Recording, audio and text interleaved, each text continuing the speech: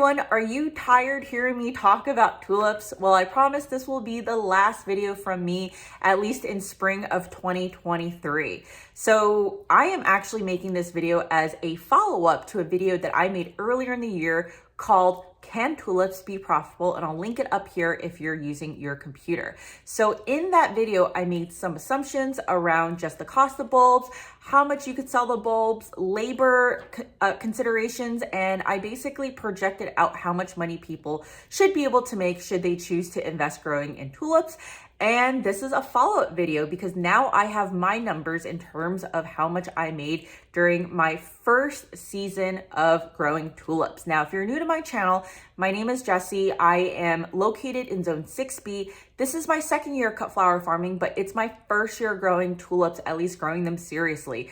Last year when I lived in my townhouse, I grew about 50 tulips in containers, all of them basically rotted, and I grew some tulip bulbs from clearance in a small planter area, and those actually did relatively well. But that was not an intention for me to sell. It was all really for landscaping. So this year I did grow at scale. I'll talk about how much I actually bought, but all this to say, I feel like I've actually really gotten to understand tulips from both a business standpoint as well as even a growing standpoint. So when to harvest, the different types of varieties, what to expect, all that stuff. So in this video, I'm going to cover a few topics. I'm going to cover the numbers piece of it. So profit broken down by how much I sold, the cost of everything, and then obviously then what I netted. The other thing I want to talk about is hydroforcing versus field profitability. So my situation is unique. I took the Tulip Workshop earlier last year, and that allowed me to basically extend my tulip growing season because I started growing tulips in December and I basically finished in April. So I have those two sides of experience that I'll talk about. The third one is learnings. I'm going to talk about my attrition rate with the bulbs, and then I'm also going to talk about whether or not I think it's a good idea to buy bulbs on clearance and grow them. I'm going to talk a little bit more about the Tulip Workshop now, having had a full season under my belt, whether or not I think it's a good investment and who it would be good for. And then last but not least, what I am doing next year.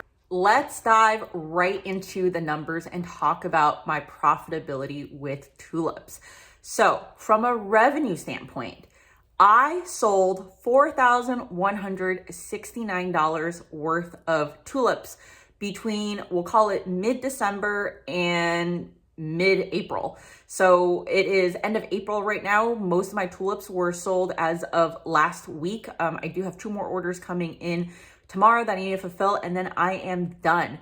But that is basically a 5-month season, and I will say that I basically sold the same amount that I sold in a full year in my first year of cut flower farming. So that tells you the potential of one crop that can, basically drive an entire winter season's worth of sales for you. And I didn't know this, but tulips are actually the #1 selling flower in the US, which was actually a little bit surprising to me. And it was also surprising to me to hear how many people said that tulips were their favorite flowers. So all in all, a really, really great experience. But it's not just about how much money you brought in. It's about how much money you had to spend to bring that number. So there are a few cost items for me. The first, well, actually, before I get to the cost items, let's actually break down this revenue piece. So I said $4,169. Of that $4,169, $1,900 worth came from hydroponically forcing them. So this is from December through, we'll call it mid-March. In my basement, I grew tulips, and obviously the main date during that time frame is Valentine's Day. So I was able to sell a lot during Valentine's Day.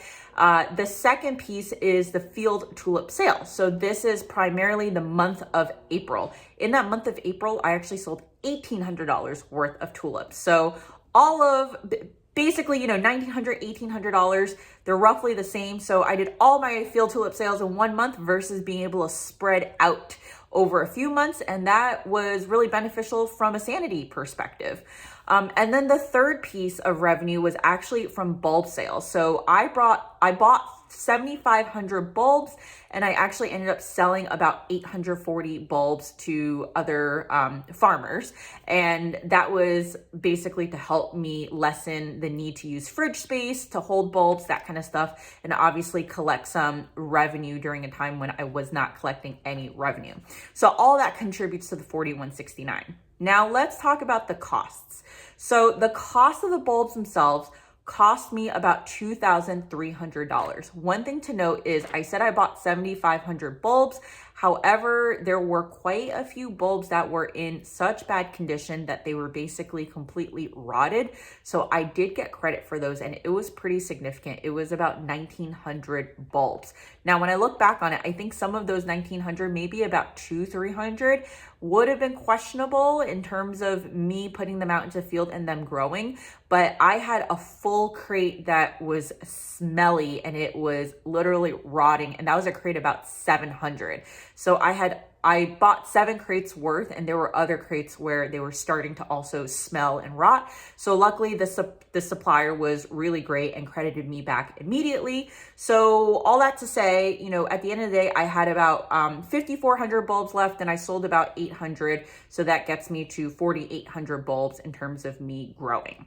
So cost of bulbs, $2,300, we'll call it. The cost of everything else totaled $2,094. And this comprises of the Tulip Workshop, which was the biggest expense line item. That was $1,550.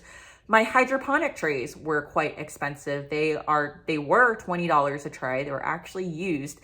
It was just really not easy to source them from anywhere else. So those cost $267. We built what I call a mouse fortress because we have a mice issue in the basement. So this is a wood structure with some, what do you call it? It's like a garden fencing type of thing, which is a 1/4 inch thick wrapped around the perimeter. That cost $142. Shop lights, buying a Govee, which is a temperature humidity sensor, and some other ancillary stuff. That all cost $120.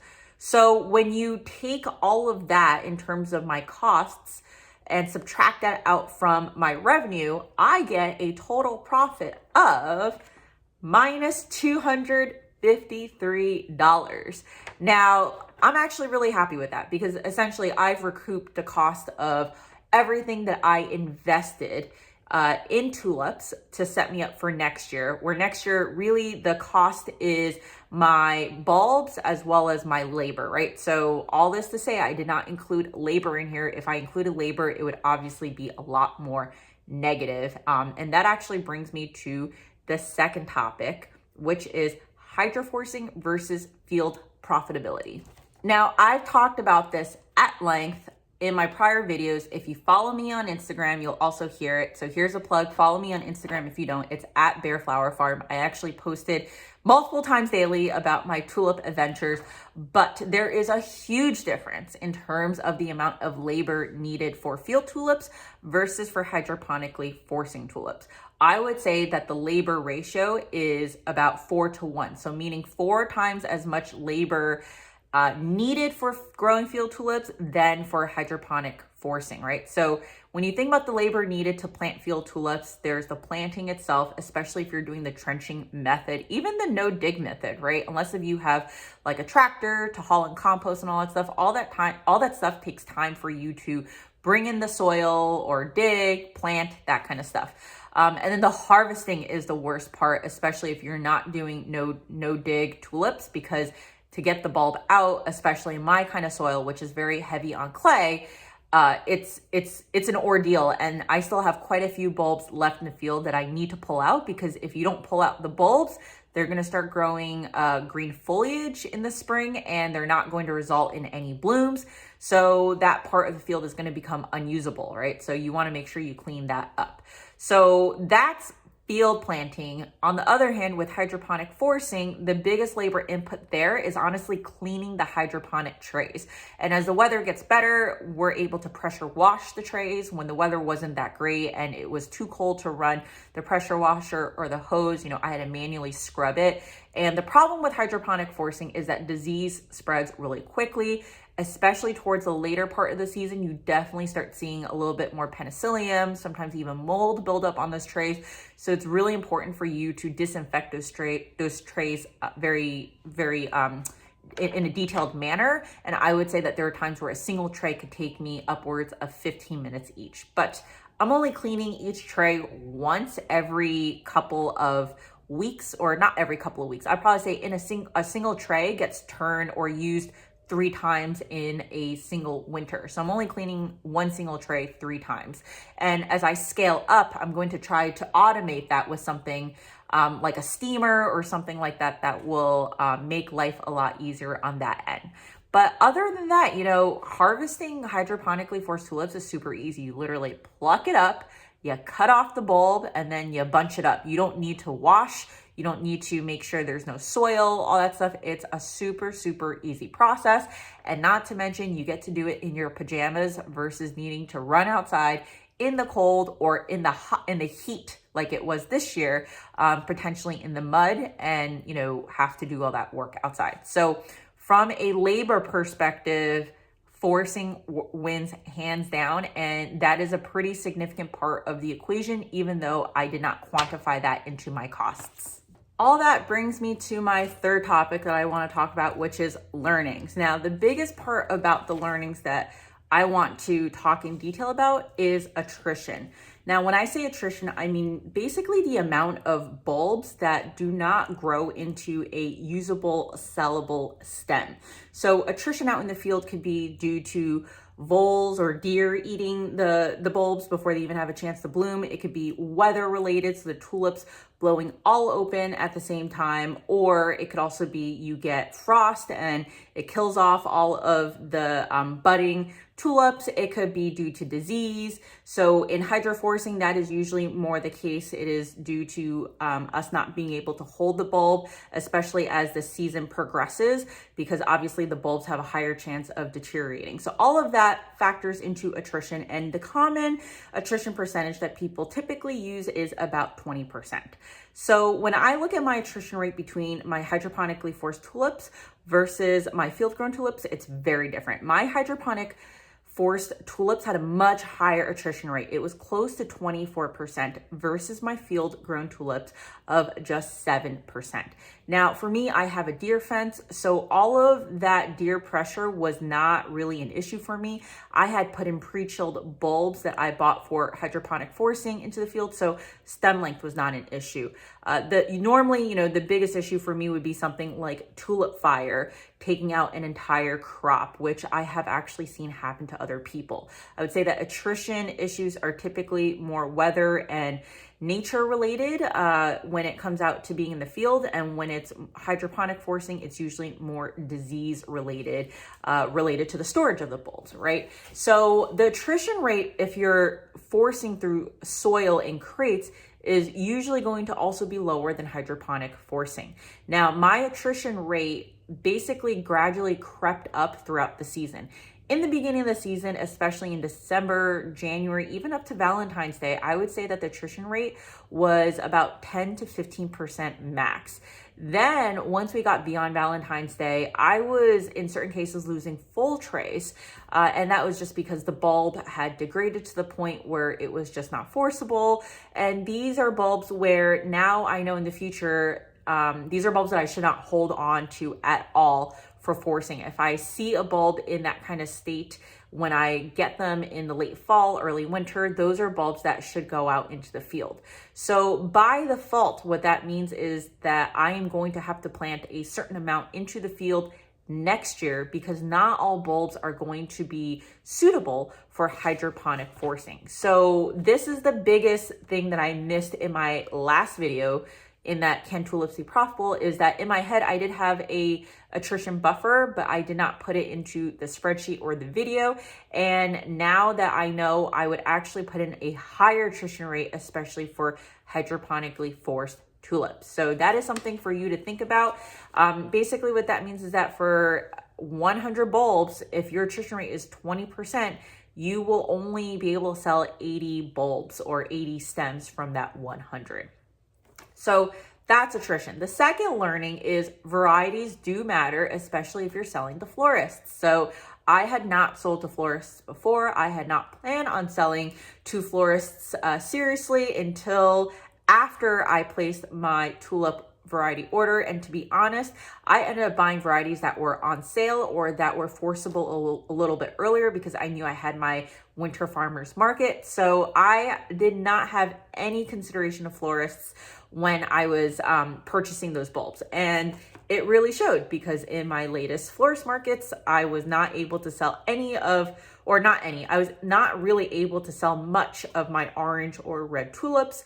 But the pinks, the doubles, those varieties did really, really well. And so for next year, I am going to focus buying and growing more of those coveted varieties. So we're talking about blush tones, we're talking about long stem lengths, and we're also talking about the double peony styles, the parrots, that kind of stuff. So, I've already put in my tulip order for next year, and I would say that about 60% of those varieties are very, very conducive for florists. And then the third thing is my thoughts on whether or not one should buy bulbs on clearance to grow. And I think it really depends on your situation. Look, if it's your first year, you've never grown tulips, I say go for it. Those bulbs on clearance can go as low as basically 10 cents a bulb to maybe about 20 cents. When you're buying wholesale bulbs to grow the way I am, realistically, you're not really getting bulbs below 25 cents each.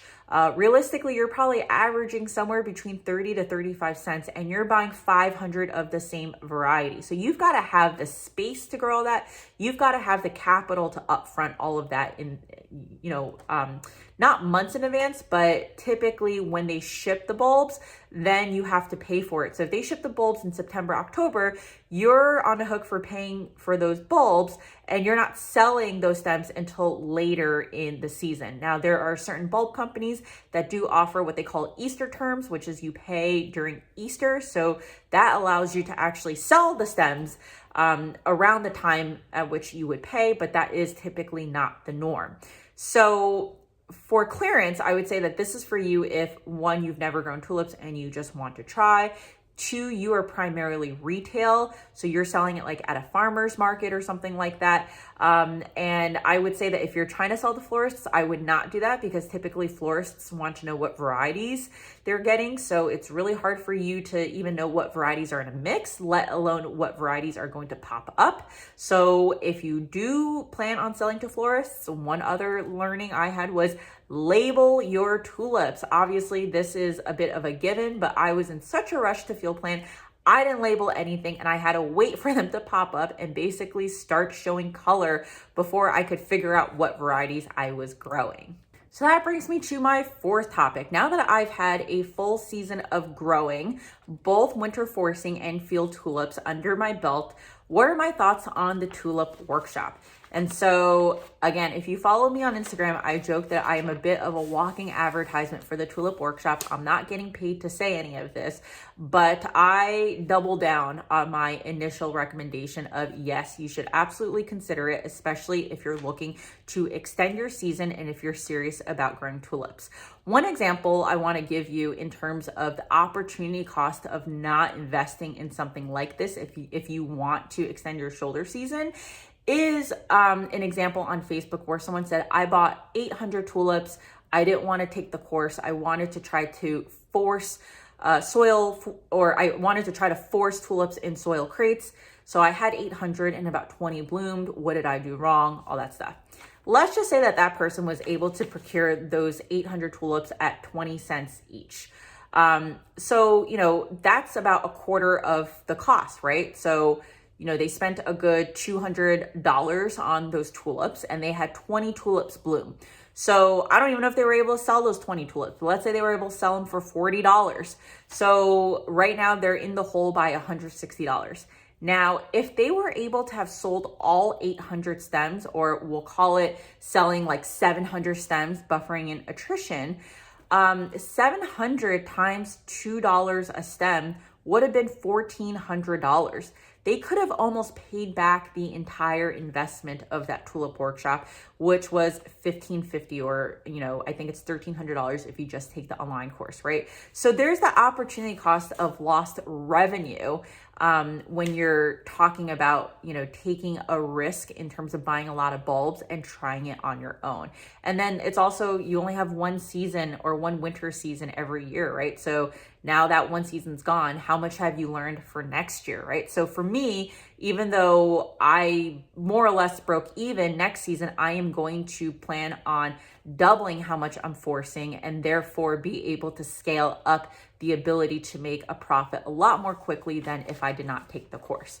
So that's the first thing. The second thing is, I want to talk about just, some of the intangibles that I got from the Tulip Workshop. So one is obviously made me a lot more confident as a grower when it came to tulips. I now completely know when to pick, when to harvest, how to store. That's more from my own experimenting. But the point is that I had the luxury of time to experiment with all that, because forcing tulips in a highly controlled environment gives me the flexibility to be able to run those experiments. It gives me the flexibility to say, hey, like if I pull this tulip at this time or wait a little bit longer, what is it going to look like, right? So it kind of made me feel like I became an expert, and I got a lot more confidence.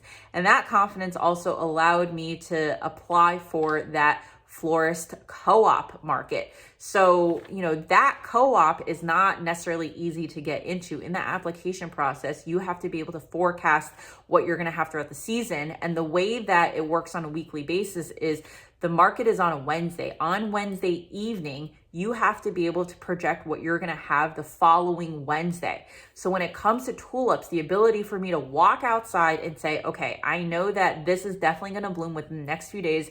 I can hold it in my refrigerator and I'll get it in time for next Wednesday, is completely priceless. And I would not have had that level of knowledge, or as quickly gained that knowledge, if it weren't for the ability to winter force. The other thing was I got local press because I was doing winter tulips. I posted it in a Facebook moms group. A local reporter happened to be in that group, and they did an article about me, and it was timed very well with Valentine's Day. And that's how I got a lot of my Valentine's Day order.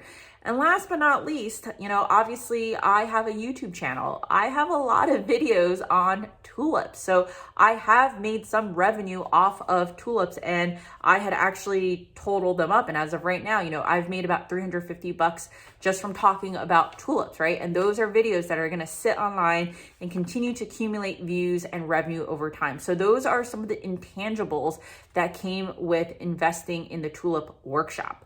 And so if you are interested in taking the Tulip Workshop, they now have rolling admissions. So it's not just necessarily open once or twice a year. You can take it at your own leisure. I had such a good experience with it that I actually took their Lily Workshop, which is a lot cheaper. I believe it's like $600, but similar to the concept of tulip forcing, I wanted to have another crop outside of tulip season that was reliable and programmable, so that I could predict when I would have certain types of focal stems for the florist. And so I already have lilies growing outside. Last but not least, let's talk very briefly about what I am doing for the next tulip season. So a lot of people from the Tulip Workshop have at least said this. I don't know if they're actually going to implement this, but most of us are going to prioritize and focus on forcing tulips. Again, control is the main key here. So you have control of when things will bloom, control of what varieties are going to bloom when, because we now know the timing of when things will bloom. We also have just lower labor costs when it comes to that forcing, right? So a lot of the Tulip Workshop alumni who I talked to were at their wits' end this tulip season because of tulip hell, right? The amount of labor that we spent was just obscene compared to what we had experienced with forcing. And it's like one of those things where once you see what good looks like, it's hard to tolerate what not good looks like. So I had said before that, especially because I am hydroponically forcing, not all bulbs are going to be appropriate for hydroponically forcing. So I would say anywhere from 20 to 30% of the bulbs that I order for next year will probably have to go in the field. I have already ordered 7,500 bulbs. I still have another order that I need to put through. So it's very likely I'll have about 2,000 bulbs that will go into the field.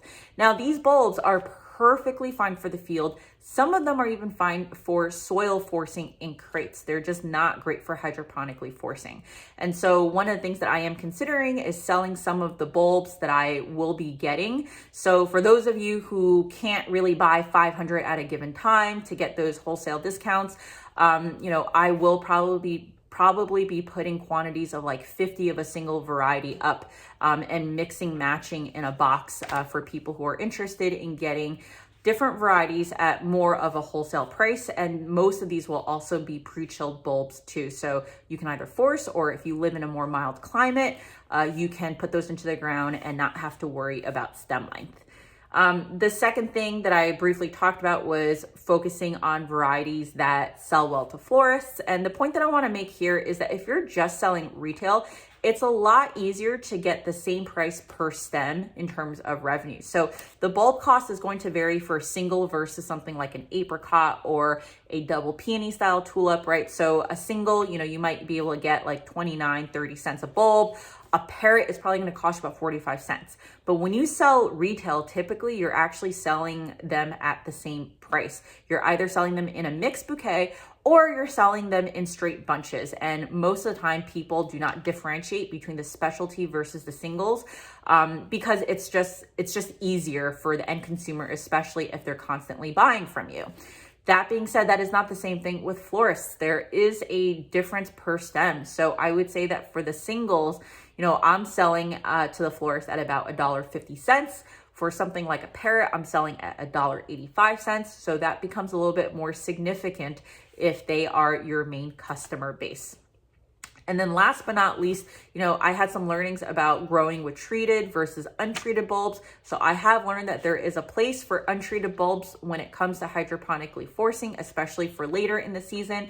And so therefore I will be sure to have some untreated bulbs. This year, I had a few varieties of untreated bulbs that I bought from the Tulip Workshop on their farm, but I had not anticipated that they would be a lot better to force later in the season. So I will incorporate that into my programming for next year. Now, hopefully this video was helpful for you. Hopefully this video actually convinced you that tulips are not necessarily either a loss lead or a loss.